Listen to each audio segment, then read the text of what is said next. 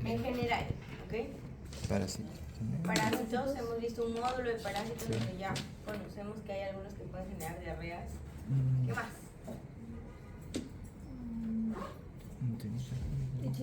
Escherichia coli. Hay bacterias, También. ¿ok? Virus. Sí. Bueno, Sí, también. También. Y finalmente hongos, ¿qué opinan? En los hongos es muy poco probable. Más hay bacterias, virus y parásitos, ¿ok? Entonces, entre los más frecuentes suelen ser pues los virales primero, después los bacterianos y finalmente los parasitarios, ¿no?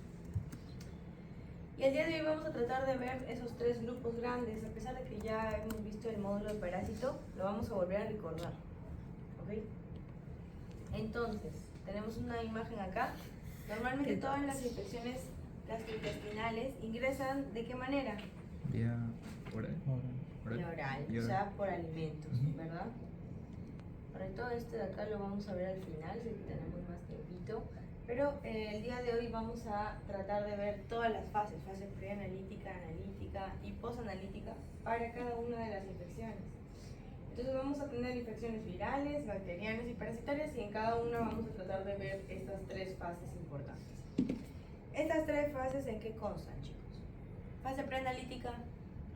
Cuando el paciente hasta que el paciente trae su muestra y la presenta al laboratorio. Ok, ya, entonces hay toma de muestra, ¿no? Hay, se brinda una orden de análisis, ¿no?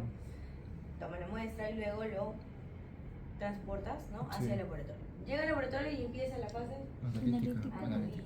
En la fase analítica, ¿cuál era la función de la fase analítica? Se observa. Identificar microorganismos, ¿no? Pero ¿qué más? Además de identificarlo, ya sé el nombre y apellido. Un pseudodiagnóstico. Un pseudodiagnóstico, bueno, no, cuando ya identifica ya claro, tenemos un diagnóstico. Es como que guías al médico para...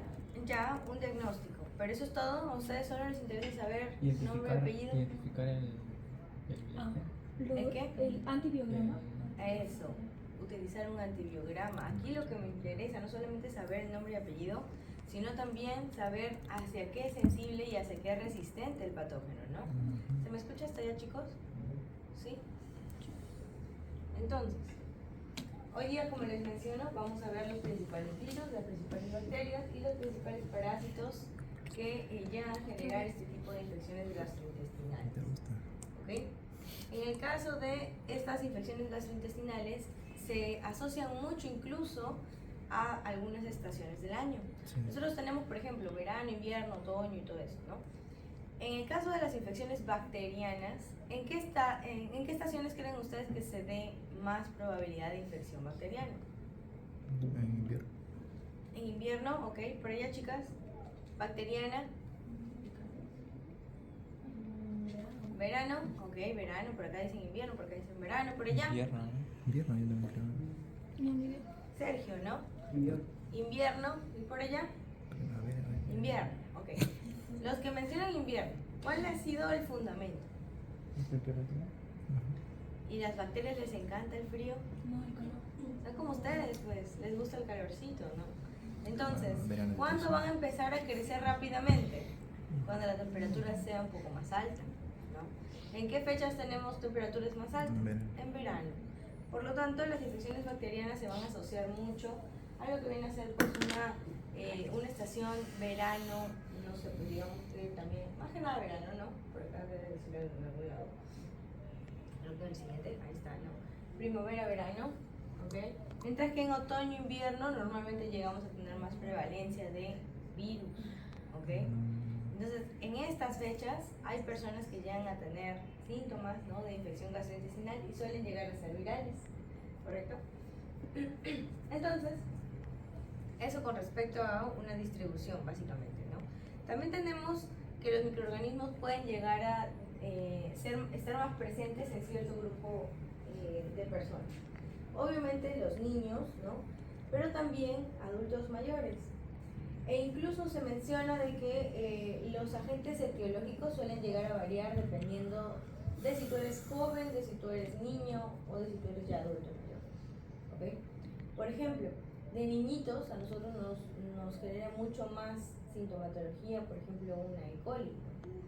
¿Ok? Mientras que en países desarrollados, por ejemplo, un E. coli ya ni existe. ¿Por qué? Porque ellos tienen algo, o sea, ya tienen en este caso no toda la salud pública un poquito más pues desarrollada, ¿no? Tenemos aquí acceso a cosas básicas como el agua y desagüe en obviamente países desarrollados. Aquí no. Y aquí normalmente una contaminación por estas bacterias o por ácidos, por ejemplo, se asocia mucho a que nosotros pues vamos a tener menos, ¿no?, probabilidad de tener agua disponible, ¿no?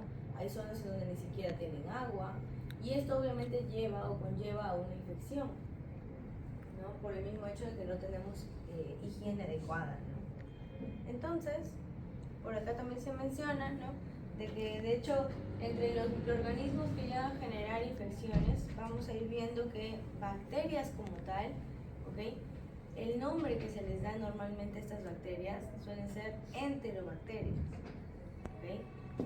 ¿Qué significa enterobacterias? Que son de la familia Enterobacteriaceae estas bacterias. ¿Suelen llegar a ser de qué tipo? ¿Qué creen ustedes? ¿Gram positivas o gram negativas? ¿Qué creen?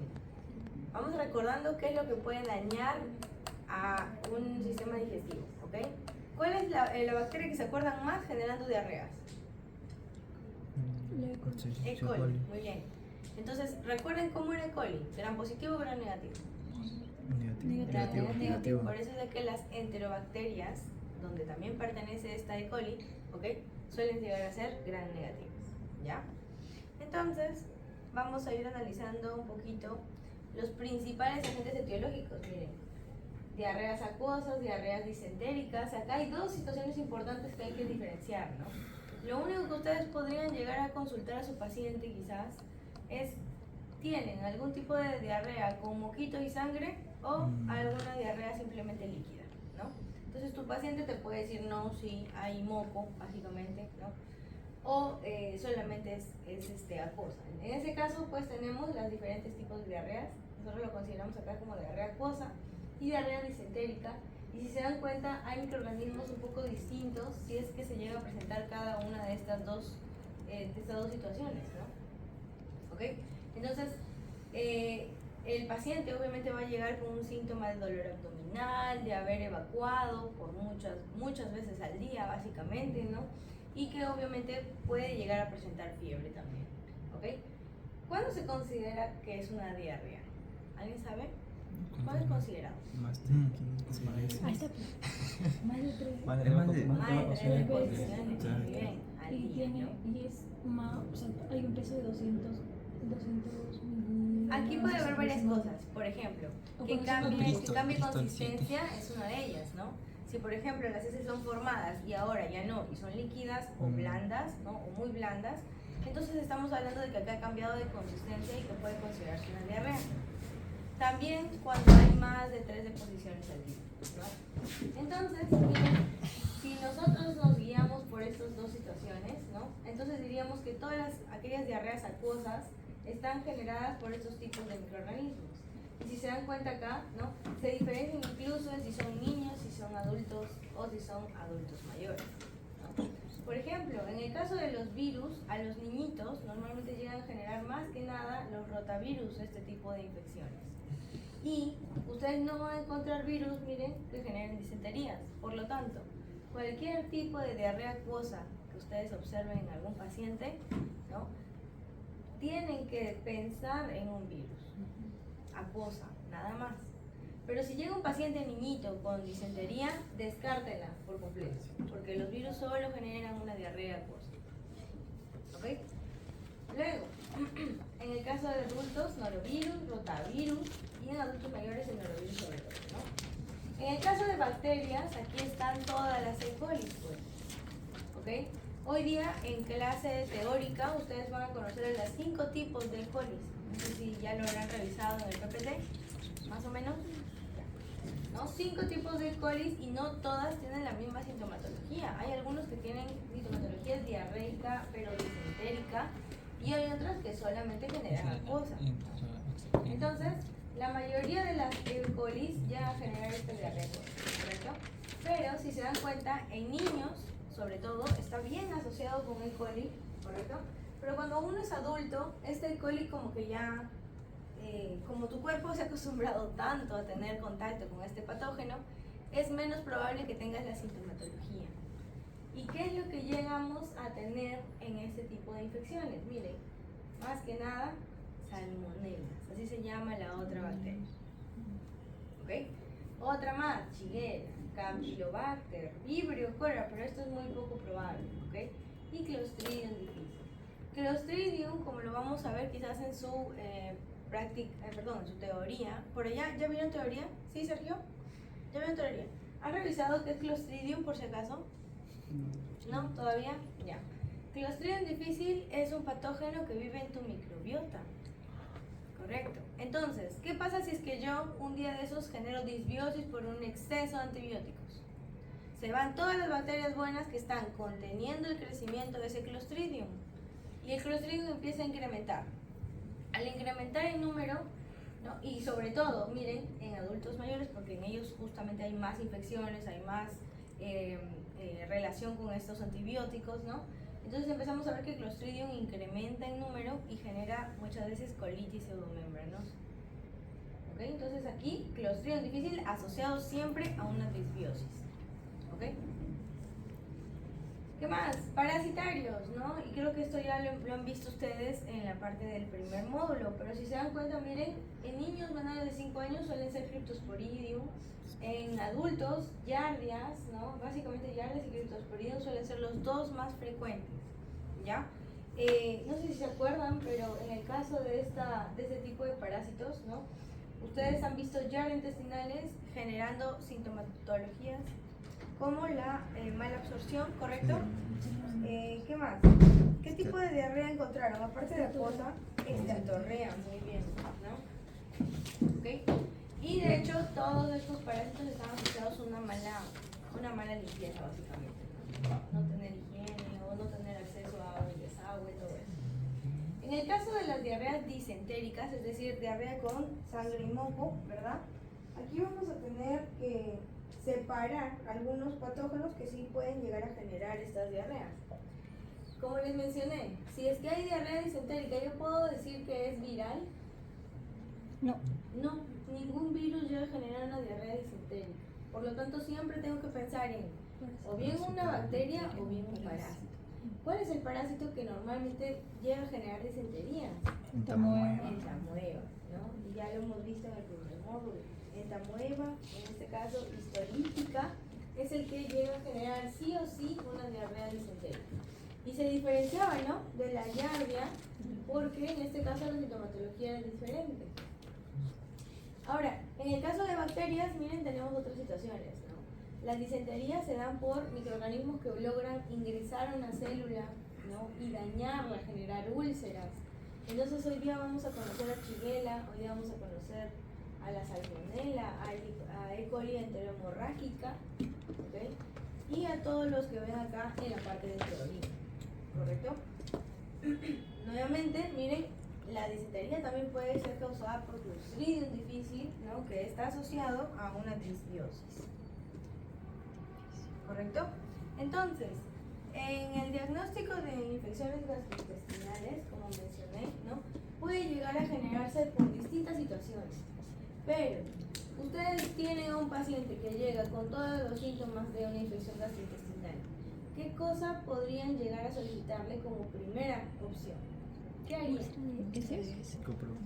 Como un copro cultivo por acá. Por acá.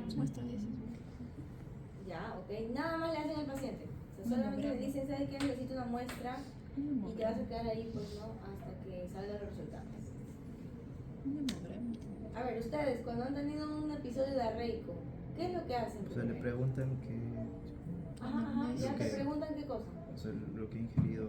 Muy bien, ¿qué has ingerido? Ya, ok. Y la pregunta de oro siempre es, ¿estás tomando antibióticos? ¿Qué estás tomando? ¿No? Ya, esa es una buena pregunta. ¿Algo más para poder ayudar a tu paciente a sobrevivir? Sí. Imagínense que sea una diarrea muy fuerte, ¿no? Y que él te hable y luego se va al baño. Te hable y luego se va al baño. Muy bien, hidratación. Aquí tenemos que rehidratar al paciente porque tiene episodios diarreicos. Recuerden, acá son más de 3 deposiciones al día. Entonces ese paciente probablemente venga sin pues hidratarse adecuadamente, ¿no? ¿Ya? Entonces lo primerito que van a tener que hacer es, llega tu paciente, ok, verificas todo, preguntas todo lo que se necesite y después hidratación directa. Ya sea que el patógeno sea viral, sea bacteriano, sea parasitario, yo requiero hidratarlo, ¿ok? Lo siguiente es, ahí sí, analizar qué cosa voy a hacer para poder determinar si es que la infección es por alguno de ellos, ¿ok? Por ahí me dijeron coprocultivo, bacán. Coprocultivo es cultivo de heces. Ya. El coprocultivo te da un resultado en más o menos 4 días. Y lo vas a hidratar hasta esos 4 días. ¿Qué opinan? Les pregunto otra cosa. ¿Y si mejor hacemos un diagnóstico presuntivo con algún tipo de análisis en laboratorio? ¿Qué utilizarían? ¿Qué técnica? Microbioma. Serología, eso no es presuntivo. No. Ajá, presuntivo. ¿Qué cosas son presuntivos? O sea, que puedo definir si es que es un microorganismo, o sea, cualquiera de estos, ¿ya? Pero no puedo saber nombre y apellido todavía porque no es confirmatorio. Microscopía directa, ¿no? Microscopía, muy bien. Entonces, si hablamos de microscopía como un método, una técnica de diagnóstico presuntivo, ¿qué técnica de tinción utilizaría? Les doy alternativas. Podríamos usar tinción Gram, ¿qué opinan? Sí. Ok, tinción Gram por acá. Sí. ¿Qué opinan? Todos son Gram negativos, ahí está pensando, ¿no? Entonces, si todos son Gram negativos, ¿para qué me serviría utilizar un Gram, no? Entonces, y ahora, otra cosita más. Esa muestra que te han dado, ¿solo tiene el patógeno? No, tiene toda tu microbiota encima, ¿no? Por lo tanto, si yo hago una coloración, voy a ver toda una mazamorra de microorganismos, ¿no? Gram negativos en su mayoría. Entonces, yo no voy a poder diferenciar, ¿no? Si es que toda esa microbiota es parte de él o si es que es una bacteria que ingresó, ¿no? No lo voy a poder saber.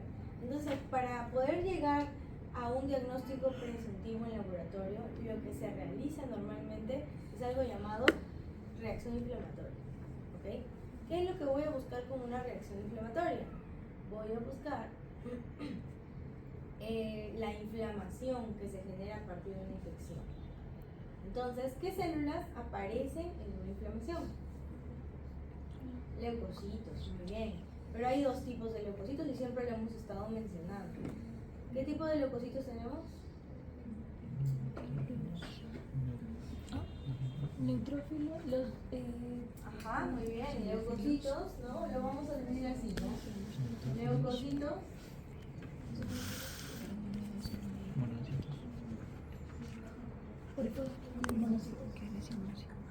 Mononucleares, muy bien. Acá están todos los filos, ¿no? Neutrófilos, ¿no? Todos los filos, ya. Pero principalmente neutrófilos. Y los mononucleares, linfocitos, monocitos, ¿no? Entonces, yo había mencionado también en otros patógenos que si nosotros encontrábamos una cantidad de polimorfos, ¿hacia qué tipo de infección lo asociamos? No. Sí, bien, bacteriana. ¿Y si es mononuclear? Viral. Entonces, en una reacción inflamatoria, yo utilizo una muestra de heces, ¿correcto?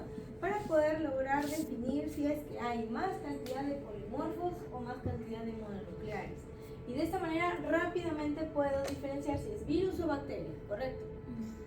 Hasta aquí. ¿Ok? Obviamente que con una observación directa yo también puedo saber si por ahí encuentro algún tipo de parásito, ¿verdad? Y por ahí pues también podría ir descargando.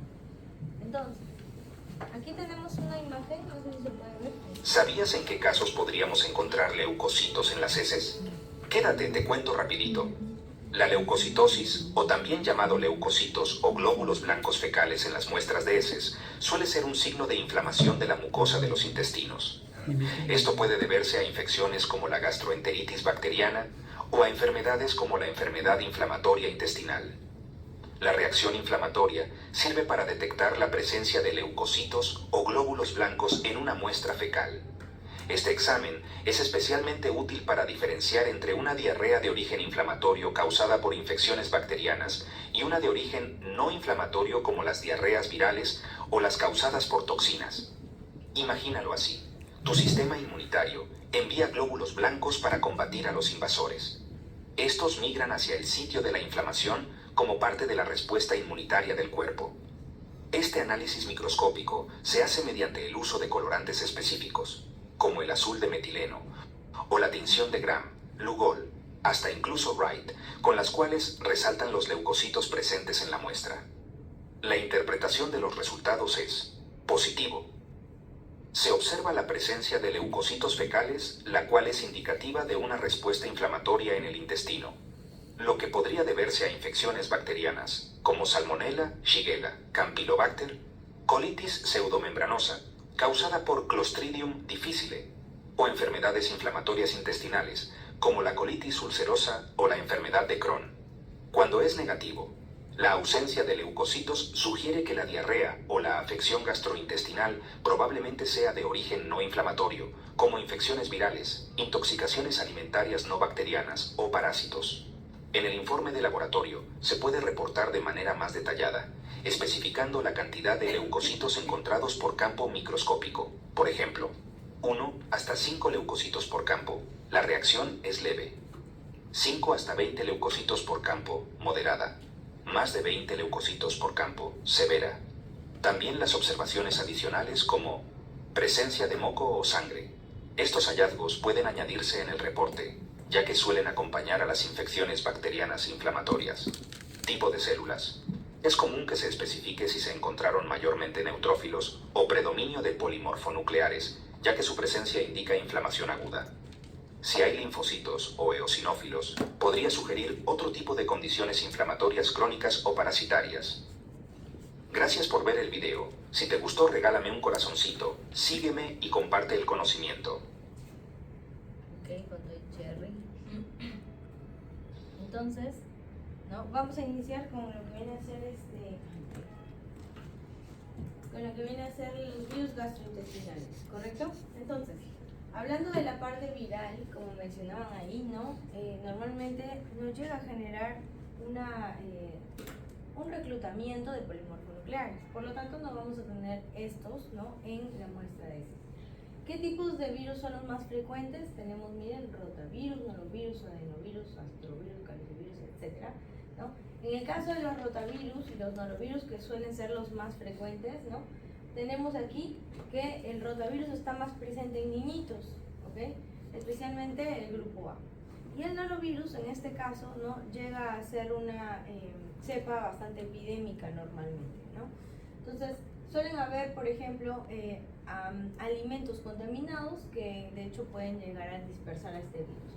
Adenovirus, por otro lado, no sé si se acuerdan de tiene ADN, ¿correcto?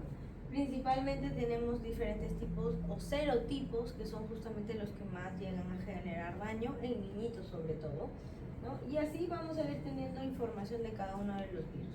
Entonces, en el caso de los virus, vamos a ir analizando cada una de las fases. La primera fase es la fase preanalítica, ¿no? En la fase preanalítica, lo que observamos aquí, ¿no? Es que en esta fase preanalítica tenemos 3 cositas importantes que ver, ¿no?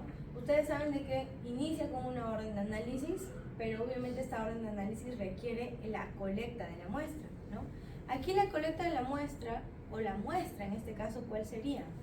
¿Cuál sería la muestra de un paciente con infección gastrointestinal? Heces, ¿ok? No en todos los casos, chicos, aunque suene raro, ¿no? Pero no en todos los casos. Ahí va a haber microorganismos en donde se necesiten otro tipo de muestras, por si acaso. Pero en su mayoría vamos a necesitar heces, ¿ok? Entonces, colectamos ¿qué cosa? Normalmente heces frescas, ¿no? ¿Qué tipo de situación acá es interesante? Es saber que mientras más aguda sea la enfermedad, muchísimo mejor si es que tenemos que colectar esta muestra. ¿Quién llega a colectar la muestra? El paciente, ¿verdad? Entonces, si el paciente llega a colectar la muestra, ¿aquí podríamos tener error o no? Sí. Ahora, ¿error de contaminación? No tanto. porque la contaminación en este caso, una muestra más contaminada no puede haber, ¿no? Tiene un montón de cosas, correcto. Pero sí puede estar contaminado, por ejemplo, con restos de orina, con por ahí agua del inodoro. Hay gente que lleva un montón de cosas raras, ¿no? en el frasquito. Entonces uno le tiene que explicar qué cosa llevar y cuánto llevar, ¿ok?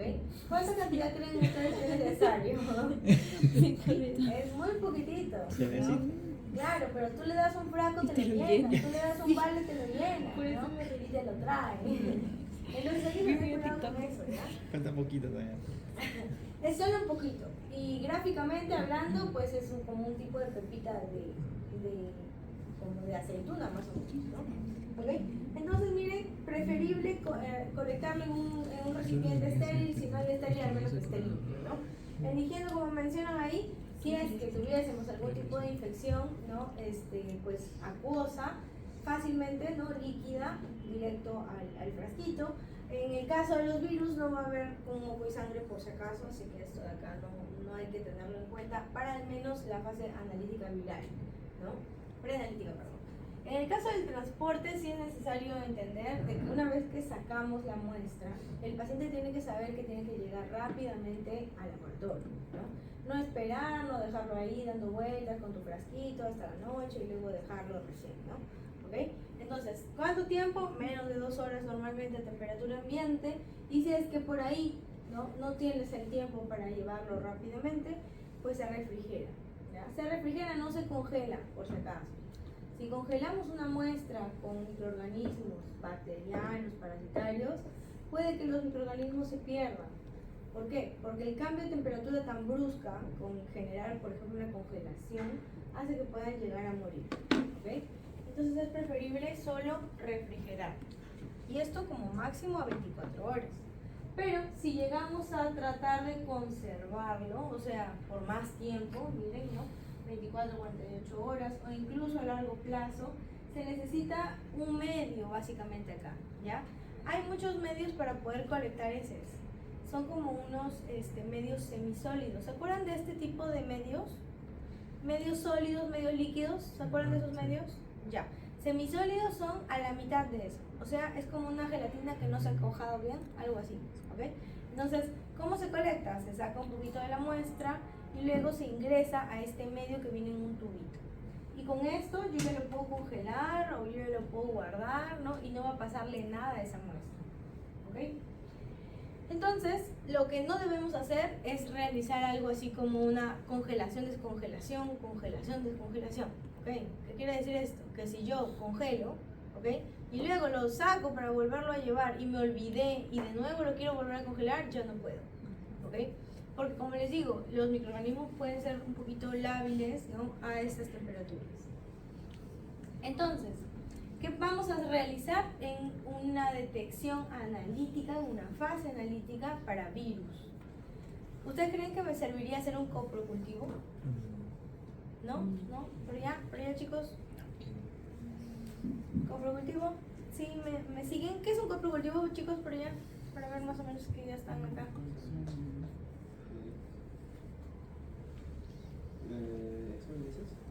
Examen de heces es muy general. Es un cultivo de heces, ¿ok?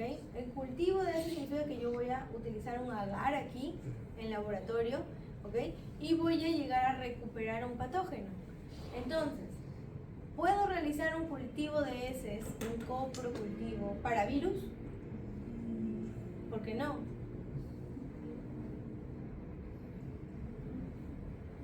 ¿Qué necesita un virus para vivir, chicos? Un hospedero vivo, ¿no? Y si yo utilizo un agar que es inerte, ¿creen que crezca algo? Nada. Pues, Dijo ¿no? que solamente crecería en condiciones muy especiales. No. Dije que crecerían cuando nosotros utilicemos un tejido, ¿no? O bueno, un cultivo con células, que se puede, ¿no? Puedo yo utilizar, por ejemplo, hay unas células que son estas células de riñón de mono, de cosas así, ¿ok? Que suelen ser células cancerígenas, o sea, células que se reproducen a lo loco, ¿ok? Y que nosotros podemos utilizar como si fuera pues un agar, ¿no? A ellas obviamente se les pone comidita para que puedan estar sobreviviendo. pero en realidad la que va a servir para aumentar el número de estos virus suele ser una célula, ¿no? Y por eso es que utilizamos una célula viva. Pero estas células pues no están baratas, ¿no? Están muy caras, ¿ok? Entonces, no podríamos hacer un coprocultivo acá, ¿correcto? Para virus no. Por lo tanto, ¿qué haríamos además de esto? Si no podemos cultivarlo, vamos a tratar de detectarlo de manera directa, ¿ok? Y acá la detección incluye en la fase analítica una presuntiva que viene a ser la reacción inflamatoria, ¿correcto? Y segundo, la confirmatoria que viene a ser cualquiera de estas. Entonces, ¿qué voy a llegar a detectar aquí? Miren, puedo detectar antígenos virales mediante algo llamado ELISA, no sé si se acuerdan de ese nombre, ELISAs, ¿no? Son métodos inmunológicos que detectan o antígeno o anticuerpo. Aquí estamos detectando antígeno. Por lo tanto, estamos tratando de detectar al patógeno o al residuo que dejó el patógeno. ¿Qué creen? Al patógeno. Por lo tanto, aquí si es que detecto el antígeno viral, es que permanece en tu cuerpo, ¿no? Generando la infección. ¿Correcto? Tenemos entonces heces frescas, ¿no? Vamos a ir viendo de que aquí la ELISA suele tener diferentes tipos de sensibilidad y especificidad. Normalmente tiene alta sensibilidad para la detección de virus. La otra es la inmunocromatografía. ¿Se acuerdan de la inmunocromatografía? Sí. Prueba rápida que ustedes le llaman, ¿no? Pero en este caso puede ser o bien para antígenos o bien para anticuerpos. Aquí te están mencionando, ¿no? De que normalmente llegan a generar la detección de cualquiera de las dos situaciones, ¿no? Ahora, ¿qué ventajas tiene la inmunocromatografía? Como es una prueba rápida, ¿no? Entonces, en 15 minutos yo ya sé que el paciente tiene o no tiene el patógeno, ¿correcto? Luego, aglutinación de partículas de látex. La aglutinación, ¿han visto alguna vez una aglutinación? Creo que yo una vez les mostré una imagen, ¿no? La aglutinación es cuando un antígeno se une a un anticuerpo y forman como tipo grumos, ¿correcto? Entonces, esta aglutinación, que normalmente se llega a realizar con las muestras de heces, pueden llegar a detectar rápidamente la presencia del antígeno viral. Y en cualquiera de esas situaciones, como es direccionado el patógeno, entonces van a ser confirmatorias. ¿Ok? ¿Por qué digo direccionado, chicos? Porque yo, cuando utilizo un ELISA, cuando utilizo una inmunocromatografía, cuando utilizo una aglutinación en látex, yo compro, ¿no? Algunos kits en específico para norovirus, para adenovirus, para no sé, pues calicivirus, ¿no? Para específicamente el virus que estoy buscando, ¿ok? La desventaja, ¿cuál sería? Imagínense que a mí me salga negativo para calicivirus, negativo después para norovirus, después voy a seguir buscando y seguir buscando y seguir buscando virus. Exacto, entonces primero el dinero, ¿no? Es costoso. Pero en la aglutinación también puedes encontrar, se llama la reacción cruzada. ¿Cómo así? Cuando también puede reaccionar por cosas que se meten por tu cuerpo. Ah, sí, también se puede generar eso. De hecho, también cuando detectas anticuerpos se puede generar ello, ¿no? Entonces, por eso es que aquí tenemos algo llamado sensibilidad, ¿no? ¿Qué tan sensible es esa prueba? Y qué tan específica también, porque a veces la especificidad significa, tengo un 100% de especificidad. ¿Hacia qué? Hacia el patógeno.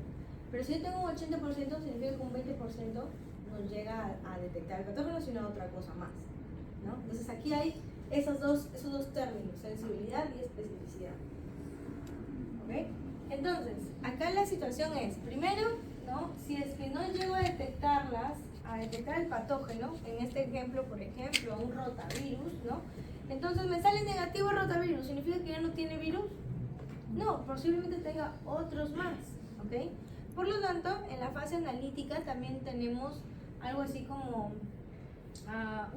se le dice como ¿cómo se llama esa? Una batería de puras pruebas, ¿ok? De diferentes patógenos a la vez. Entonces hay unas pruebas importantes así, lo vamos a ir viendo de a poquitos en un ratito, ¿ya? Pero, ¿qué es lo que hace esta prueba que lo hace tan interesante? Que a partir de una sola muestra, ¿ok? Te hace un checklist de una lista de patógenos a los cuales puede detectar, ¿no? Entonces, ejemplo, tendríamos todos estos patógenos pueden ser detectados por un solo por una sola pruebita, una sola, nada más puede detectar todos estos, ¿ok? Entonces, yo pongo mi muestra y la muestra me va a empezar a decir, no tiene rotavirus, no tiene adenovirus, no tiene astrovirus, esto tampoco, este sí tiene, check. Entonces, al menos ahí yo no direcciono solo uno, sino puedo pues ampliar la búsqueda, ¿no? ¿Ok? Entonces, hay otros tipos de situaciones que también podrían conllevar a una infección de manera alimentaria, ¿ok? Suelen ser las hepatitis. Estas no generan diarreas, ¿ok? Sino más bien vamos a encontrar aquí daño en el hígado, por ejemplo, ¿no? Vamos a tener anorexia, astenia, fiebres, dolores, normalmente en la parte del hipocondrio derecho, ¿no? Y también ictericia. Y es por eso que acá se los han dejado a las hepatitis. ¿Cuántas hepatitis creen que tenemos? 5. A, B, C, D y E, ¿no? Entonces, de las 5, ¿no? Las que quizás por ahí son más asociadas a alimentos es la A y la E, ¿ok? Entonces, yo me puedo contaminar con hepatitis A o con hepatitis E, ¿ok? Por medio de la alimentación. ¿Quiénes son los más frecuentemente infectados? Los niñitos, sobre todo la hepatitis A, ¿ok? Y en ese caso, pues, nosotros tendríamos que detectarlo, ¿no? Por métodos como ELISA, por métodos como cromatografías. Sin embargo, hay métodos preventivos, porque tenemos algunos tipos de vacunas para este tipo de virus, ¿ok? Sin embargo, no solo hay el A y el E, también vamos a encontrar, miren, la hepatitis B. ¿Y la hepatitis B cómo se transmite? Vía sexual. ¿Por qué? Vía sexual. Vía sexual, por sangre, ¿no? Entonces, el paciente se puede contaminar vía sexual, o sea, como si fuera una ITS, ¿no? O se puede contaminar vía placentaria, ¿no? Parental. O también cuando te pinchas con alguna aguja, ¿no? Entonces, si nosotros comparamos la posibilidad de infección, ¿ok? De un paciente hacia nosotros, ¿ok? Imagínense que el paciente tiene una muestra de sangre que tiene los dos, VIH y además hepatitis B. ¿Cuál de los dos creen que sea más probable que te infecte? La probabilidad, ¿cuál es más alta en generar infección? Hepatitis. Hepatitis tiene como un 20 y tantos % de posibilidad de infección si es que te llegas a hincar con alguna aguja contaminada. Pero ¿saben cuánto es el de VIH? Es un 0.01. Obviamente no quiero decir, ya, tranquilícense, ya, no utilicen sus guantes ni nada, ¿no? Sino que para que vean, ¿no? Que hay mucha más probabilidad de que te infectes con esto, ¿no? Por obviamente la patogenicidad que tiene la hepatitis B, ¿no? Entonces, para poder detectar hepatitis B, tenemos varias cositas, ¿ya? No solamente me importa acá detectar positividad o negatividad del virus, sino también me importa detectar 5 cositas extras. Ahí están, ¿no? Son los de aquí. Es una batería de pruebas que se hacen a la par. Son 5 pruebas para la hepatitis B, ¿ok? ¿Y por qué necesito 5 pruebas? Porque de esa manera yo puedo saber si tu paciente está en una fase aguda, en una fase crónica, si es que está activa la hepatitis o no, ¿ok? O si es que, en cambio, tuve hepatitis y ahorita simplemente ya estoy sana, ¿no? ¿Ok? Entonces, todo ese perfil se realiza a una persona que posiblemente tenga hepatitis. Entonces, vamos a ir viendo la hepatitis. Miren, esta es una representación del virus de la hepatitis, ¿ok? Tenemos acá, miren, toda la parte de la envoltura, ¿no? Aquí tenemos, miren, antígeno de superficie de la hepatitis B, ¿ok? Por acá tenemos al antígeno épsilon de la hepatitis B. Y por acá vamos a tener, pues obviamente, en este caso, el antígeno core de la hepatitis B, más, bueno, su material genético. Entonces, estos 3 antígenos son bien importantes porque los podemos detectar, ¿ok?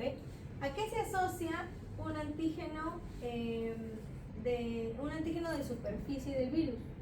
Este antígeno de superficie muchas veces se llega a asociar a la presencia del patógeno, ¿ok? Luego, el antígeno épsilon se llega a asociar a la replicación del virus. O sea, si me replico o no me replico. ¿Qué significa eso? Que si el virus está activo o no. ¿Okay? Y luego la del core, obviamente que en este caso pues también es parte de la presencia del virus, pero también está asociado a determinar si es que fue aguda o si es crónica. ¿Ok? Entonces yo hago 5 pruebas. ¿Qué es lo que voy a hacer? Voy a detectar 2 antígenos, ¿ok? Que son, miren, ahí arriba, antígeno de superficie y antígeno épsilon. ¿Ok? Y voy a detectar 3 anticuerpos del paciente. ¿Qué tipos de anticuerpos? Anticuerpos contra el antígeno de superficie, ¿ok? El anticuerpo contra el core del patógeno y el anticuerpo contra el épsilon del patógeno. ¿Okay? Son 5 pruebas. Entonces, vamos a ir analizando de esta manera, ¿ya? Imagínense de que, voy a ampliar aquí.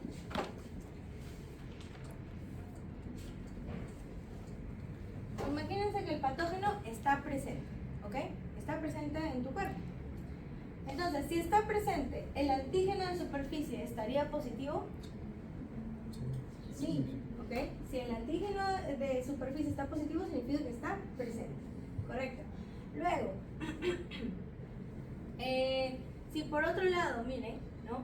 Llegamos a presentar un antígeno core IgM o IgG, ya nos indicaría si este virus de la hepatitis está en un estado agudo o si está en un estado crónico. ¿Correcto? Posteriormente tenemos la del épsilon. Tenemos la del épsilon antígeno y anticuerpo. El antígeno significa de que está presente este antígeno en el virus, está ahí el virus y se está replicando, por lo tanto está activo todavía, ¿verdad? Y su anticuerpo normalmente no llega a presentarse a la par. ¿Okay? ¿Por qué? Porque los anticuerpos normalmente se producen después de la exposición a ese antígeno. No sé si se llega a entender. Entonces, si por otro lado, miren, el antígeno es negativo, ¿qué significa? Ya no se replica, por lo tanto posiblemente el patógeno esté ya en las últimas, ¿ok? Pero ¿qué es lo que sí se llega a detectar?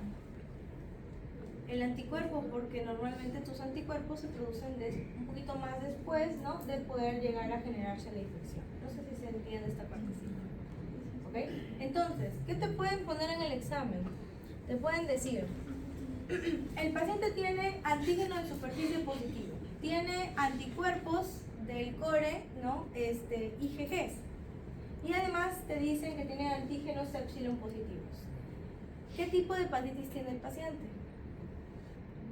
Solo les he dicho el positivo, ¿ah? No les he dicho negativo. Negativo. Entonces, si les dije IgGs positivos y además tenía antígeno superficie positivo, antígeno épsilon positivo, estamos en una hepatitis crónica, pero activa, porque tenemos que analizar el antígeno. ¿El anticuerpo cuál es? Los anticuerpos son estos, este y este. Solo son 3. Sí. ¿Y el antígeno? El antígeno son los para la superficie y el antígeno para el épsilon, nada más. ¿Por qué les mencioné lo del core? Porque nosotros vamos a tratar de detectar aquí no antígenos, sino vamos a detectar el anticuerpo que se produce contra el core, por nuestra parte, ¿no? ¿Ok? ¿Y por qué es importante esto? Porque miren, además de poder determinar si tu paciente está con hepatitis o no, yo también puedo saber si tú fuiste vacunado o no. ¿Por qué? La vacuna de la hepatitis B, ¿qué es lo que te llega a ingresar al cuerpo? ¿Todo el microorganismo? No, te llega a ingresar una partecita. ¿Qué partecita te llega a ingresar? ¿Quién me dice que te llega a ingresar? Los antígenos. ¿Los antígenos de qué? ¿Del core del epsilon o de superficie? Superficie y el epsilon. Miren, otro vacunado. ¿Qué tiene positivo? Anticuerpos contra qué tipo de antígeno? De superficie. Por lo tanto, tu vacuna, ¿no? Que ingresaron a ti fue la del antígeno de superficie. Obviamente ese ya no existe, pues, ¿no? Porque tú ya te vacunaste, ya lo utilizaste para producir anticuerpos y lo único que queda de remanente en tu cuerpo debería ser el anticuerpo creado por esa vacuna. ¿Ok? profe, ¿por qué no tengo anticuerpos contra el épsilon? Porque en la vacunación no te pusieron ese antígeno, solo te pusieron este antígeno. ¿Se entiende? ¿O en qué se quedaron? Para volverlo a repetir. Por allá, chicos, ¿en qué se quedaron? Se llegó a entender porque esta tabla posiblemente llegue en su examen. Así como les he mencionado, ¿no? Paciente que tiene posiblemente hepatitis, llega a generarse las 5 pruebas, ¿no?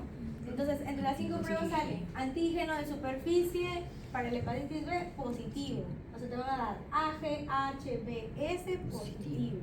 Te van a decir anticuerpo de hepatitis B del core, ¿no? IgG, por ejemplo.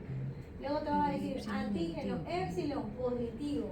Y tú te tienes que acordar que si es antígeno de superficie positivo, está presente el virus, por lo tanto, hepatitis B. Si es que está activo el core y además te dice IgG, con este te dice si es crónico o agudo. Y con este, el épsilon, te dice si es que estamos en una situación de replicación o no, activo o no activo. ¿Ok? Entonces, ahí te dan varias opciones. ¿Ok? Te pueden decir en vez de G, te pueden decir M, ¿no? Y ahí en ese caso sería una hepatitis aguda, en este caso, ¿no? Una hepatitis aguda, y si es que es positiva el épsilon, que todavía se está replicando. Tiene cerca de 25. Ahora, si es que no lo han entendido, de repente lo pueden entender con este otro, ¿ya? Cuando nosotros tenemos la infección de hepatitis, chicos, miren, aquí tenemos diferentes meses de exposición al patógeno, ¿correcto? ¿Qué pasa cuando ingresa el patógeno a tu cuerpo? ¿Directamente te genera la enfermedad? No, hay una etapa de periodo de latencia, básicamente, ¿no? Entonces, ingresa el virus. Y cuando el virus ingresa, lo que vamos a empezar a encontrar es obviamente las proteínas que están en su superficie, ¿verdad? Por lo tanto, miren lo que sí se puede llegar a detectar. Antígeno de superficie. Luego, ¿qué es lo que también se detecta? El épsilon, porque está replicándose. Tiene lógica, ¿no? El microorganismo tiene que estar presente y además replicarse. Luego, ¿qué más vamos a ver? Que empezamos a producir nuestros anticuerpos. ¿Contra qué? Primero lo vamos a presentar contra el core, el segundo, miren, va a ser contra el épsilon y el tercero va a ser contra el de superficie. Entonces, esta es como que la línea de tiempo de la producción de anticuerpos y la detección de los antígenos. ¿Se entiende? Más o menos. O sea, lo menciono porque muchas veces he visto casos en el examen así, ¿no? Que mencionan justamente que ustedes mencionan el tipo de hepatitis que tiene el paciente según los resultados. Es para hepatitis B. Solo para ver. Solo para B. La A no tiene, felizmente. La A solamente me importa si es que es positivo o negativo. Pero la B sí. La B sí porque la B es mucho más agresiva. ¿Por allá? Sí. Sí. Sí. O sea, Sí. ¿Otra vez? solo para quitarme la duda. ¿Qué era core? O sea, ¿a qué se refiere con core? Pues. El core son proteínas que normalmente no están en la superficie, que están un poquito más internas y por eso es de que no son tan detectables. Pero tu sistema inmunológico sí los detecta y los utiliza para producir anticuerpos. Por eso es que lo único que podemos detectar a partir del core son los anticuerpos. ¿Se entiende? Entonces, como les dije, miren, vamos a hacer una ayuda rápida, ¿ya? Imaginémonos que estamos detectando antígeno de la hepatitis B, ¿no? A ver, voy a mencionarles acá, hepatitis B de superficie, B positivo.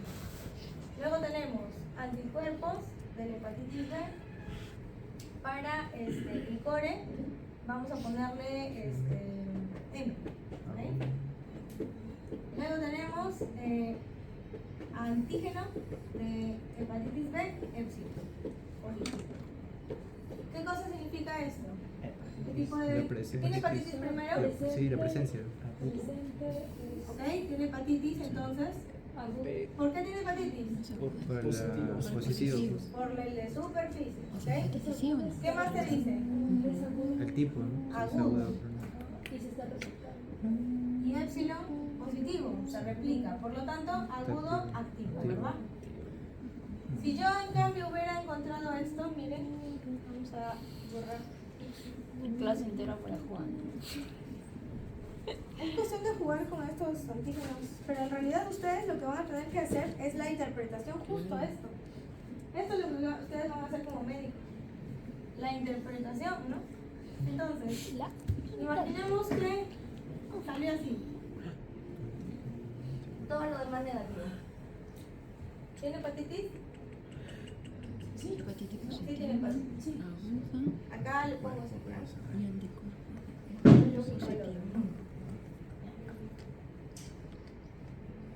¿Tiene hepatitis?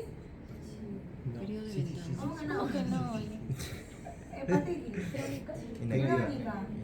No, activa. Inactiva. Inactiva. Inactiva. Inactiva. Porque Inactiva está porque estamos hablando que aquí hay ahora Anticuerpo. y eso. solo anticuerpos. ¿Ok? Entonces, así más o menos les puede venir esto, más obviamente una frase extra, ¿no? Todas las preguntas. Justamente el paciente. Nada más. Obviamente aquí ustedes se van a tener que acordar qué cosa significa HB y todo eso, ¿no? No les van a decir antígeno, superficie, todo escrito, no les van a poner, les van a poner así. No les pueden poner pues el antígeno, ¿no? Porque a veces ni estos saben qué cosa es. Y lo dejan así, ¿ah? Hemoglobina. Ok, ya tenemos entonces Sí, una posibilidad, ¿no? De la pregunta. ¿Ok? Entonces, para poder llegar a generar un diagnóstico para otros virus, ¿ok? Que ya son en la parte de arreica, ¿ok? Lo que también se hace, al menos para un patógeno llamado rotavirus, es realizar estas reacciones de aglutinación que mencionábamos hace rato, ¿no? ¿Qué es lo que se hace aquí? Miren, se prepara una muestra, ¿ok? La muestra se tiene que diluir normalmente y concentrar, ¿ok? Entonces, después de eso, lo que vamos a utilizar normalmente suele ser pues o bien el sobrenadante si queremos detectar pues algún tipo de anticuerpo pequeñito, ¿no? Soluble, y se le va a tener que unir con un antígeno, ¿ok? Y en ese caso se hace unos movimientos a estas gotitas para poder verificar si es que hay aglutinación o no hay aglutinación. Si hay aglutinación para este patógeno, se considerará solamente como positivo. Acá no hay como la hepatitis B que necesita como 5 cosas a la vez, ¿no? Acá solamente es si es positivo o no. ¿Ok? Te mencionan por otro lado algunas pruebas importantes para diferentes tipos de hepatitis y además para otros virus. Por ejemplo, acá la hepatitis A se puede usar prueba de látex, o sea, aglutinaciones, ELISAs, ¿no? Que son antígeno o anticuerpo. Estas, ¿cómo se les llama, chicos? Esas pruebitas. Inmunocromatografías, ¿no? Pero si se dan cuenta, miren, no solamente puede detectar el virus, sino también yo puedo detectar toxinas. La toxina siempre consideran como un antígeno, siempre. ¿Ya? Luego, puedo llegar a detectar, por ejemplo, el Campylobacter, que es otro microorganismo también que genera daño, ¿no? Y en la fase analítica también tenemos pruebas moleculares para virus. ¿Qué pruebas moleculares aquí? Bueno, depende del virus. ¿Se acuerdan que los virus tienen distinto material genético? Ya, si tenemos material genético ADN, ¿qué tipo de PCR? PCR normal, ¿ok? Pero si tenemos ARN viral, RT-PCR. Y miren, acá tenemos dos tipos de RT, ¿ok? RT-PCR, ¿ok? Y RT-PCR, pero en tiempo real. ¿Qué significa o cuál es la diferencia entre los dos? El de acá te permite solamente detectar presencia-ausencia, ¿ya? Del virus de ARN. Pero el PCR en tiempo real, o el RT-PCR en tiempo real, te permite no solo detectarlo, sino también cuantificar. O sea, no sé si se acuerdan que en SARS-CoV-2, ¿no? Cuando te daban tu resultado, te daban también una cantidad de virus que tenías en tu cuerpo. Eso era porque normalmente llegabas a usar RT-PCR en tiempo Si solo te daban positivo o negativo, posiblemente solo han hecho el de arriba, ¿no? RT-PCR ya. ¿Ok? Ahora, otro método de prueba molecular para virus es esto llamado secuenciación genómica. No sé si alguna vez han escuchado esto. Eso solo para virus. Solo para virus. ¿Alguna vez han escuchado el secuenciamiento? ¿Ok? Ya. En el caso de los virus y en general de todos los microorganismos, ¿ok? Hay un método un poco, bueno, este es muchísimo más caro de hecho, ¿ya? En donde no solo voy a detectar una porcioncita del gen, ¿ok? Sino que voy a hacer una lectura completa de su material genético. Es sumamente amplia esta rama y también difícil de interpretar.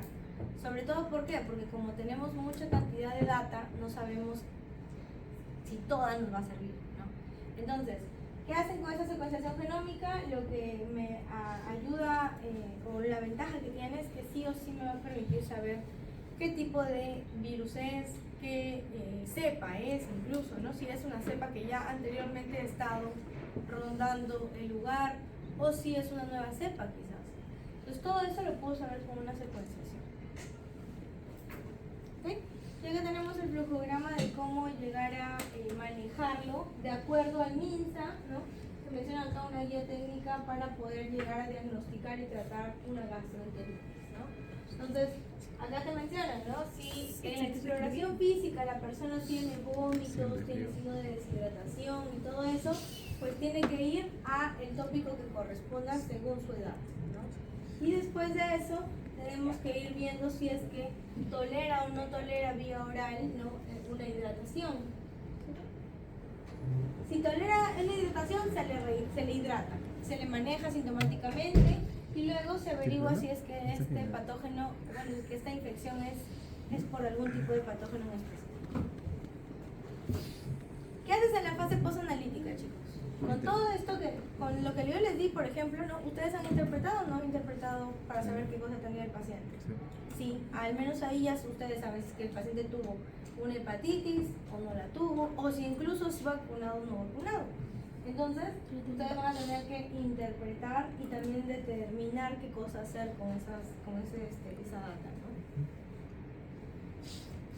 ¿no? En el caso de las gastrointestinales bacterianas, ¿qué vamos a tener acá? Microorganismos importantes son E. coli, ¿no? Los 5 tipos de E. coli que están acá, ¿no? Pero también tenemos, miren, Salmonella, Shigella, Campis, Vibrio, Yersinia entropolítica, Clostridium, Staphylococcus, incluso, miren, ¿no? Y Bacillus. En el caso de las bacterias, creo que ya se lo he mencionado una vez, ¿no? En el caso de las bacterias nosotros podemos llegar a generar el daño por la misma bacteria, ¿ok? Pero también por la producción de algo de estas bacterias. ¿Cuáles serán? ¿Qué cosa puede producir una bacteria que puede dañar? ¿Toxinas? Toxinas. ¿Ok? Las toxinas suelen ser intracelulares y la bacteria puede dañar de manera intracelular o extracelular también. ¿Ok? Hay que considerar ambas. Entonces, vamos a ir viendo un poquito sobre este tipo de microorganismos, ¿ya? Entre los patógenos más importantes, todos o casi todos están relacionados con algún alimento. Ejemplo, Salmonella, que es la más, ¿no?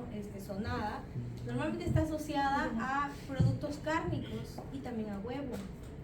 ¿Ok? ¿Por qué? Porque la gallinita, las aves, normalmente en su microbiota tienen Salmonella. Entonces, si esa gallinita pone un huevo, ¿no?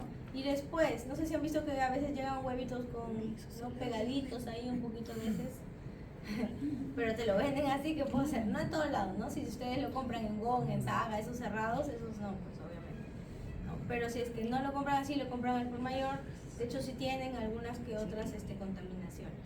Y esto, ustedes deben saber, ¿no? Que el huevito no es un sistema cerrado, ¿o sí? O sea, parece cerrado completamente, ¿no? Parece sólido, pero es poroso. Entonces, ¿qué pasa con esta porosidad? Que le permite llegar a incorporar microorganismos, ¿no? Y mucho más fácil aún si es que estos huevitos, por ejemplo, se contaminan con algo líquido, ¿no? ¿Ok? Entonces, miren, Salmonella, tenemos que genera heces sanguinolentas, verdosas normalmente, ¿no? Comunes, todas las heces sanguinolentas para estos patógenos en específico, ¿correcto? A diferencia de las diarreas acuosas, que vamos a ver en otros microorganismos más, ¿ok? Entonces, vamos a seguir, miren. Para una gastroenteritis aguda bacteriana, primero necesitamos saber si es que es un caso aislado o si ya ha empezado a generar algún tipo de brote. ¿Qué significa brote? Cuando ya pues una población más grande empieza a generar la infección, la misma infección, ¿no? Por ejemplo, hubo brote de vibrio cólera hace, ¿cuánto? En los 90 más o menos, ¿ok? Mucha cantidad de personas llegaba justamente por este tipo de infección. ¿Y por qué? Porque se habían contaminado pues al ingerir algún tipo de alimento que venía, no sé, lavado con alguna agua contaminada, ¿no? Entonces, en el caso de los brotes, lamentablemente, aquí lo que más importa es llegar a determinar a través del laboratorio más la parte epidemiológica, ¿no? Que logren pues disminuir este brote. Pero un caso aislado que suele ser alguno de los nuestros, ¿no? Pues dependerá de si es que la clínica es severa o no, ¿ok? En el caso de que la clínica no sea severa, yo lo trato, lo rehidrato, ¿no? Y si por ahí es bacteriano, le puedo llegar a generar una medicación, ¿no? Pero normalmente llega a tener buen pronóstico. En el caso de las severas, pues aquí sí necesito revisar rápidamente qué cosa tiene tu paciente. Entonces, ¿qué haces primero? Solicitas tu muestra de heces, ¿correcto? ¿Qué más haces después? ¿Qué dice acá? Microscopía, o sea, reacción inflamatoria. ¿Qué cosa es una reacción inflamatoria? Creo que no lo mencioné. La reacción inflamatoria, sí lo mencioné. O sea, sí les dije qué es lo que iban a ver, pero no de qué manera. Es una tinción con azul de metileno. Sí lo dijo. Sí, lo dijo. Azul de metileno en general, ¿no? Ese básicamente. Entonces, esta reacción inflamatoria es una tinción a las heces, ¿ok? Con azul de metileno, y se visualiza en este caso pues leucocitos, ¿no? Ya sabemos que dependiendo del tipo de leucocito lo asociaremos más a bacterias o a virus. En el caso de que sea bacteriano, o sea más polimorfonucleares, yo tengo que hacer un coprocultivo. ¿Y el coprocultivo qué significa? Es un cultivo de heces. ¿Con qué cosa? ¿Qué agares creen ustedes que serían ideales para cultivar bacterias que pueden estar en el intestino? Si todas esas bacterias eran enterobacterias, Maconque, ¿por qué llegaste a esa? Negativo. Lo tengo memorizado, pero lo debes asociar con algo. Pero es selectivo. Son gran negativos. El agar sangre me puede servir, porque ahí puede crecer cualquiera, ¿ok? Está bien, está perfecto. Pero, como mencionábamos al inicio, son enterobacterias en su mayoría, por lo tanto, la mayoría de estos van a ser gram negativos. Y ella mencionó directamente que gram negativos igual a Maconque, sí. ¿Ok? Entonces ahí tenemos a dos. Otro que usamos también es algo llamado TCBS. Creo que, no sé si lo tienes ahí, así, TCBS. ¿Okay? Este es un agar verde que normalmente llega a servirme para víveres. ¿Por qué? Porque tengo que revisar, ¿no? Si es que llega a tener o no llega a tener vibrio cólera, vibrio cromolítico. ¿Okay? Ahora, esto obviamente me va a tardar días, pues, ¿no? ¿Okay? Y si yo necesito una detección pronta, también tengo métodos más rápidos, ¿no? Métodos como los ELISA, como el PCR, en brotes bastante especiales. ¿Ok? Entonces, fase preanalítica ya la conocen. La misma situación, ¿no? Solicito una muestra de heces nada más, y en esta muestra de heces yo puedo empezar a hacer mi coprocultivo y también mi reacción inflamatoria. ¿Ok? La misma situación que hemos visto anteriormente con virus, es la misma situación, ¿ok? Pero además, hoy día vamos a ver a un patógeno especial, se llama Helicobacter pylori. Este no genera diarreas, pero sí está infectando una zona de tu sistema digestivo. ¿Qué zona?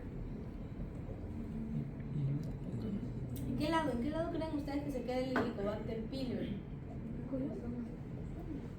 Estómago, ¿no? Estómago. Esos, por estar en el estómago, no llegan a ser liberados en diarrea, por si acaso. Por lo tanto, en ellos necesitaremos otro tipo de muestra. ¿ok? Que ya lo vamos a ver en práctica, perdón, en teoría, ¿no? Y en práctica ustedes, para los que ya hicieron teoría, ¿no? De hecho su muestra siempre va a ser una biopsia, ¿no? Una biopsia gástrica. Aquí no puedo solicitar heces, pues, ¿no? No sale, no se elimina por ahí, ¿ok?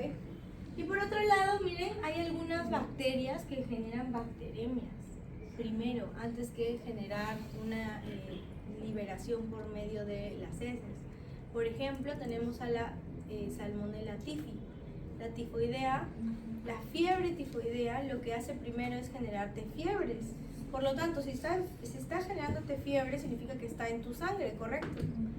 Y si está en tu sangre solamente y no te genera diarreas, obviamente estamos hablando acá de que podemos solicitar esa sangre para hacer un hemocultivo y detectar el patógeno.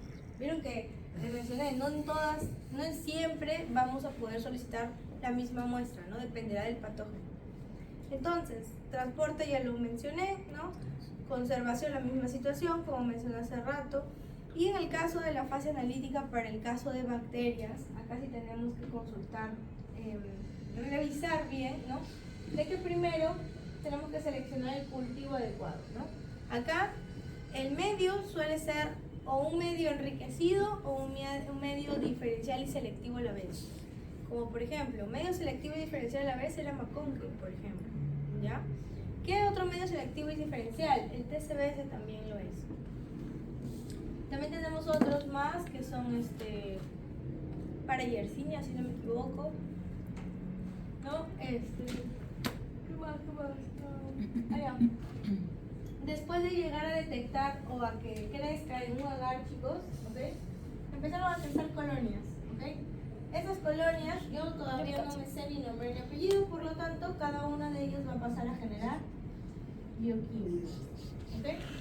Y finalmente estas bioquímicas me ayudarán a tener nombre y apellido.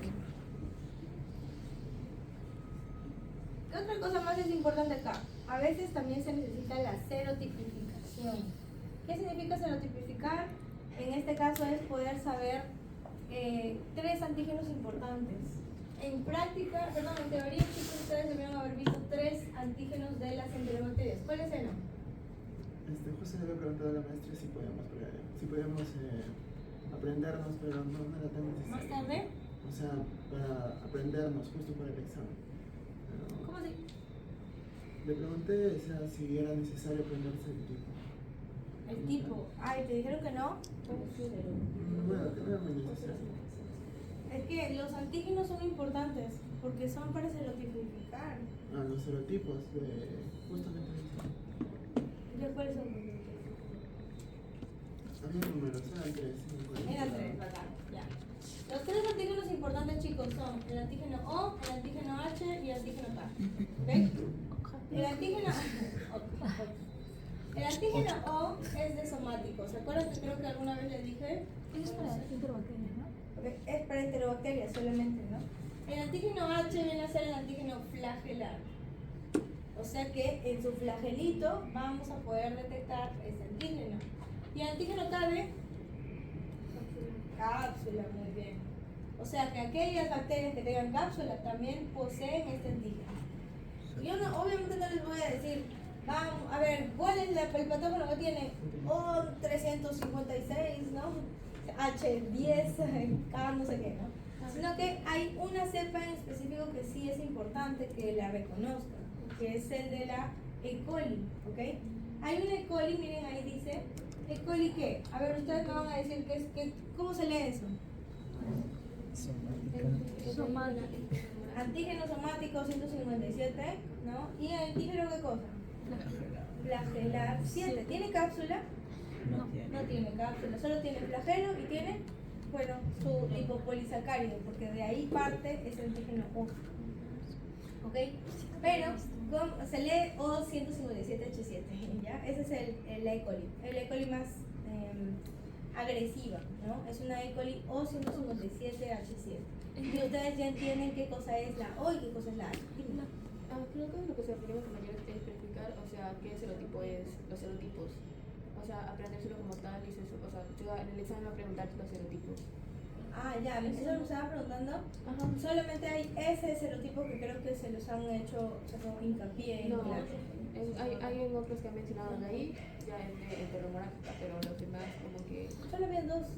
El coli de esta y una más. Es que esa es enteromorrágica. También había de invasiva, enteroinvasiva, también había más. Solo esta. Porque esta es la más representativa de las que tienen serotipificación. Hay muchas más, de hecho, pero no les vamos a pedir todas, como dijeron. Pero sí me interesa que ustedes sepan qué cosa significa cada uno de los antígenos. ¿Por qué? Porque en enterobacterias la identificación se basa en esto. ¿Se basa por qué? Porque hay algunas cepas menos agresivas que otras. ¿Ok? Ya. Entonces, tenemos O, H y K y ya sabemos para qué, ¿no? ¿Ok? Entonces, miren, a partir de la materia fecal, ¿correcto? Yo puedo realizar diferentes cultivos dependiendo del agar. Ustedes me mencionaban, yo quiero utilizar Macongri, bacán. Si es para la negativa, yo puedo utilizar el Macongri, ¿correcto? ¿Por qué? Porque acá me puede diferenciar y seleccionar bacterias gram negativas y además lactosas positivas o negativas. ¿Ok? Y después de que lo seleccione y crece, ¿qué hago? Mi bioquímica. Y acá te dan las bioquímicas, ¿no? Además de eso, necesito tipificar con los antisueros. ¿Ok? En el caso de una salmonela, por ejemplo, primero se tiene que enriquecer a esa salmonela, o sea, se le tiene que dar como que un alimento un poquito más digerible para ella. Se le pone un calio de mote tetrateronato y después se le pone un agar que se llama SS.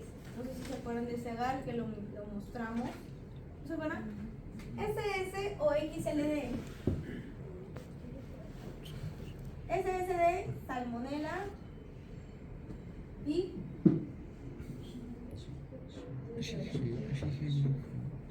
Shigella, ¿qué no sé? Shigella. Shigella, no. Shigella. Entonces, en este caso, chicos, ¿no? Tenemos básicamente este tipo de situaciones. Dependiendo del patógeno, yo voy a elegir el agar más adecuado para él. Y como les mencionaba, ¿no? Creo que por ahí también se mencionó el de Vibrio. Acá. Miren, el TCBS que les menciono, ¿no? Me ayuda a seleccionar en este caso los vibrios. En teoría vamos a conocer los 3 tipos de vibrios que son importantes. Entre ellos el vibrio cólera y vibrio paremolíticus. El vibrio cólera y paremolíticus, la diferencia principal entre los dos es que uno puede llegar a fermentar glucosa y otro no. ¿Quién es el que fermenta glucosa? El cólera, vibrio cólera. Crece amarillo y el vibrio paremolítico crece verde. Ok, entonces tenemos coloraciones aquí, miren, este es el del azul de metileno que les mencionaba llamado reacción inflamatoria. Y esta es otra tinción que todavía no la hemos visto, se llama tinción Vago. No vago, vago. Pero ya, bueno, ahí dice vago, ¿no? Tinción Vago. La tinción Vago es específicamente para un patógeno, se llama Campylobacter. Un Campylobacter es un microorganismo bien chiquitito, espiralado, ¿ok? Y que normalmente no se puede, o sea, que tiene específicamente una tinción para él, en este caso es esa, ¿ok? No se usa para otros más, se prefiere básicamente para Campis.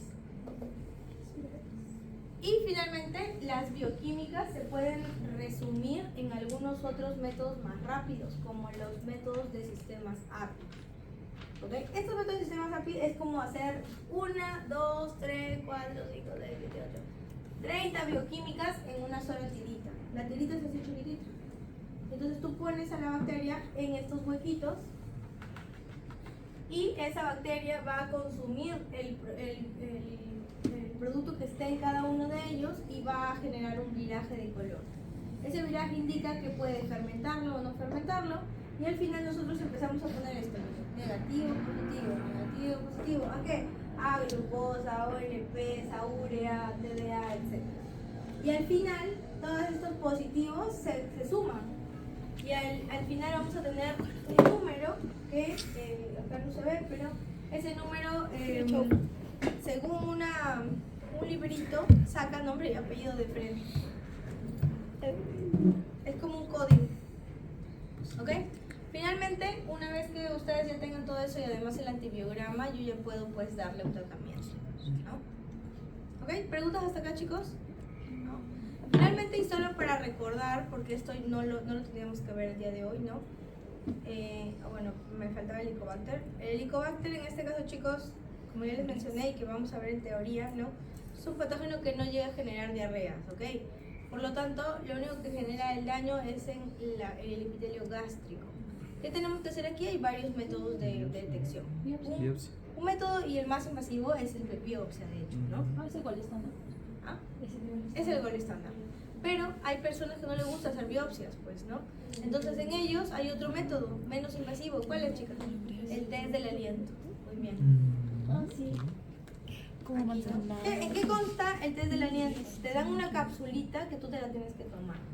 Y esa capsulita después de 15-20 minutos, después te dan como una bolsita para que tú soples.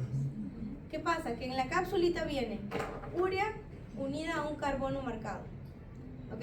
¿Y qué genera? Que cuando ingresa a tu estómago, si tienes Helicobacter, ¿qué produce?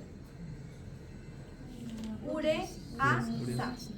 Y la ureasa corta esa urea marcada, libera el carbono marcado y tú por el aliento puedes expirarlo y eso se cuantifica en una bolsita.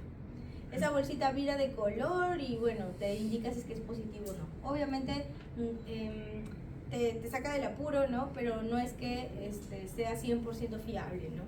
Recuerden acá que va a haber límites de detección con este tipo de test del aliento, ¿ya? Ahí. ¿Ok? Bueno, no me da tiempo para más. Acá tenemos también incluso parásitos, chicos. Solo para mencionarles y recordarles que en el caso de parásitos, miren, los protozoarios, mitos y cestos, hasta tremátodos pueden generar diarreas. Pero de todos estos, ¿cuál quieren ustedes que sea el representativo? Que genere diarreas. Protozoarios, ¿ok? Y entre los protozoarios los que más van a empezar a asistir son Cryptosporidio, Yardia y Entamueba. Mi mejor amigo. ¿Ok? Cryptosporidio asócienlo siempre personas inmunodeprimidas, chicos. Mientras que Yardia, ¿no? Asócienlo a niñitos, asócienlo a una mala higiene, asócienlo a daño en absorción de nutrientes, esteatorrea. Sí van a venir parásitos parecidos. O sea, un par por lo menos. No tengo idea, supongo que sí. Si lo han puesto acá, debe ser. Ok, entonces, aquí sí hay que diferenciarlo con la bacteria, chicos. ¿De qué manera? La muestra. ¿Cuánta cantidad? En bacterias era una. En parásitos. Son tres. Tres porque suelen llegar a ser muestras seriadas, ¿no? 3 días seguidos. ¿Ok? No me voy a quedar acá porque es prácticamente lo mismo, ¿no? En el caso de acá hay algoritmos que pueden llegar a ayudarte con respecto a diarreas líquidas, ¿no? O también algunas alginolentas. De los parásitos que hemos mencionado, ¿cuál era el que generaba disentería? Entamueba. Muy bien. Entonces, para el diagnóstico tenemos métodos presuntivos y confirmatorios, ¿no? En el presuntivo vamos a tener examen microscópico directo, puede ser con Yugol, puede ser con solución salina, pero también tenemos otras técnicas que nos ayudan a revisar si es que está el patógeno presente, ¿no? En este caso ustedes saben que hay dos técnicas importantes que son de concentración, una que es sedimentación y otra que es para flotación, ¿se acuerdan? Aquí creo, no les menciono, pero bueno. Además de eso, también hay instituciones específicas, sobre todo para algunas que llegan a tener, pues, ¿no? Una capa ácido alcohol resistente, como por ejemplo el Cryptosporidium, el test de Graham, que es específico para Enterobius, ¿no? ¿Qué más? En el caso de la técnica de detección, se menciona que hay varios de estos asociados a justamente un antígeno y un anticuerpo, que normalmente suelen ser pues inmunofluorescencia, detección de coproantígenos. Y por otro lado tenemos también la detección del material genético. ¿Okay? Cultivos son muy limitados. Muy pocos son los parásitos que pueden llegar a ser cultivados in vitro. ¿Okay? Mientras que la serología suele ser la más utilizada, al igual que la inmunocromatografía o la de coproantígenos. Ok, finalmente ustedes en fase prosanalítica deberán pues detectar si es que es un patógeno, bacteriano, parasitario o viral. Y dependiendo de esto pues se llegará a generar una terapia adecuada, ¿no? Ok, entonces solamente para terminar, chicos, revisemos apliquemos lo aprendido. Niño de 2 años previamente sano con diarrea acuosa, abundante, vómitos y fiebre leve. Asistió recientemente a guardería. Se le hace coprocultivo con resultado negativo. ¿Cuál es el agente etiológico más probable? Rotavirus. ¿Por qué llegaron a un rotavirus? Porque es acuoso. Niño acuoso. Primero, ¿por qué es acuosa? Segundo, Niño. niño. ¿Algo más? Les han dado una más, chicos. Haces coprocultivo y no sale nada.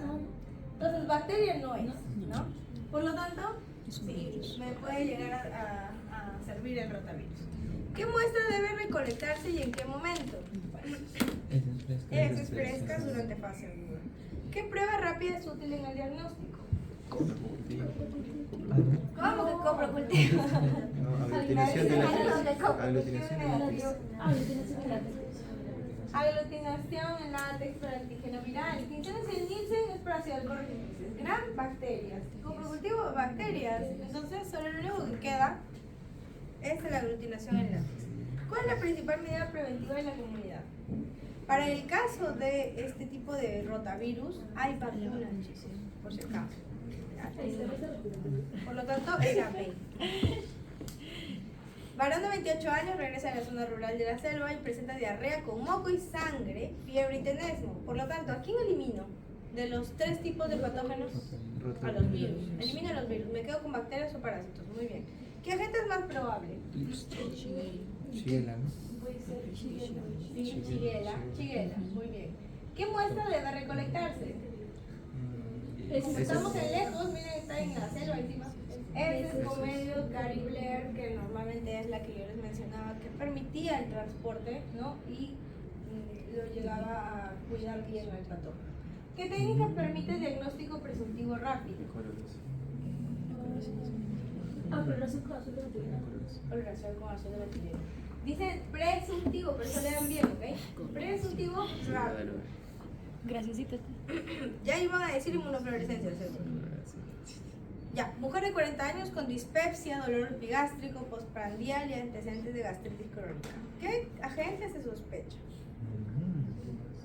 Clostridium. De nuevo, dolor epigástrico, gástrico, antecedente de gastritis, Helicobacter. ¿Cuál es la mejor muestra para diagnóstico? Biopsia. ¿Qué prueba rápida se utiliza durante endoscopía? La prueba de la ureasa. También hay pruebas de la ureasa para biopsias, por si acaso. ¿Ya? Y finalmente, hombre de 32 años con VIH en estadio C3. O sea, que hay un inmuno deprimido. Refiere diarrea acuosa 2 semanas de evolución, sin sangre, con pérdida de peso y deshidratación. ¿Qué agente etiológico sospechas? Critosporina. ¿Qué muestra es más útil en el diagnóstico? Heces. ¿Ok? ¿Hemocultivo? No, muestra respiratoria. ¿Qué técnica diagnóstica es más sensible? Sí, Nielsen, porque en este caso, ¿no? El patógeno llega a tener una capita, ¿no? Hacia el cual resistente. Muy bien, entonces chicos, nos quedamos aquí. ¿Tienen alguna duda? No. Vayan a tomar algo. Y después empezamos con la clase teórica para sus exámenes.